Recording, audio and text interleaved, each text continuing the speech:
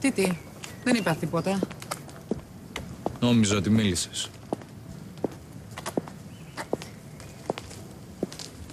Μια ερώτηση μόνο. Δεν έχω τίποτα άλλο. Να ακούω.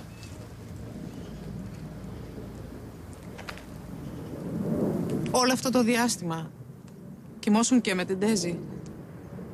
Δεν αρχίζουμε καλά. Υπεκφεύγεις. Μάλιστα. Όχι.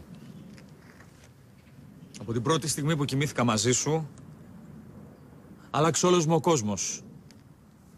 Δεν ήθελα, δεν είχα ανάγκη καμιά άλλη. Βέβαια. Στα λόγια μια χαρά σε βρίσκω.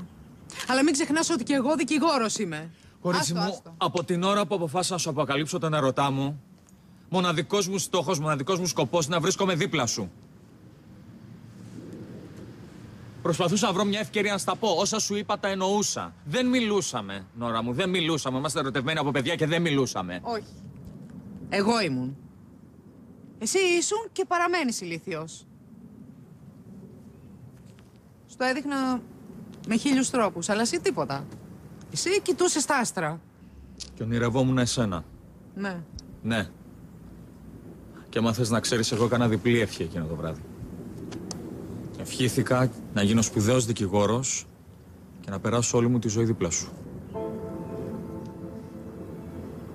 Βέβαια. Τα καλύτερα από μέσα σου τα έλεγες. Αν και...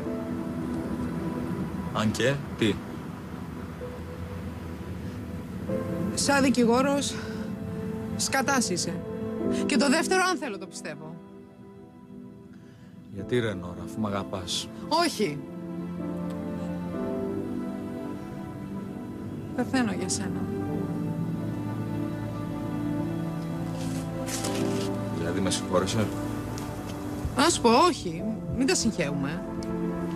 Δεν έχει τελειώσει ακόμα η εκδίκησή μου. Τι άλλο θα μου κάνεις πια, δηλαδή. Δεν ξέρω, κάτι θα σκεφτώ, αλλά δεν θα περάσει αυτό έτσι εύκολα.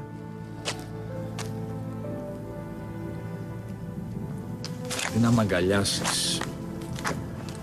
Με πιάσεις να μου πεις σ' αγαπάω, σε θέλω. Δεν λέω εγώ τέτοια. Πεθαίνω για σένα, δεν με Άσε νοιάζει με. να τα λες, να τα κάνεις. Άσε με, μη μ' αγγίζεις, μη. Γιατί να μου σ' αγγίζεις, δεν με θέλεις. Εγώ δεν αντέχω. Σε θέλω τόσο πολύ. Όλες με τις θέλω.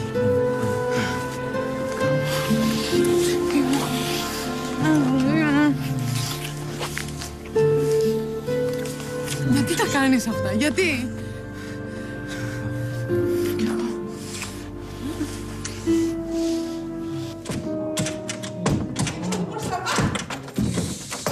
Σταμάτα, θα γίνουμε εσύ.